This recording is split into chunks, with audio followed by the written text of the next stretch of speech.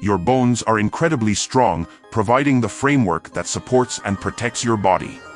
Pound for pound, human bones are stronger than steel.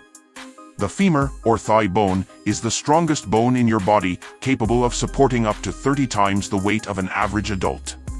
The human skeleton consists of 206 bones, each connected by joints and cushioned by cartilage. Bone tissue constantly renews itself through a process called remodeling, where old bone is broken down by osteoclasts and new bone is formed by osteoblasts. This dynamic process ensures bones remain strong and resilient throughout your life. Interestingly, bones are not just rigid structures, they are living tissues that house bone marrow, which produces red and white blood cells essential for carrying oxygen and fighting infections. Calcium and phosphorus are critical minerals stored in bones, contributing to their strength and playing vital roles in other bodily functions.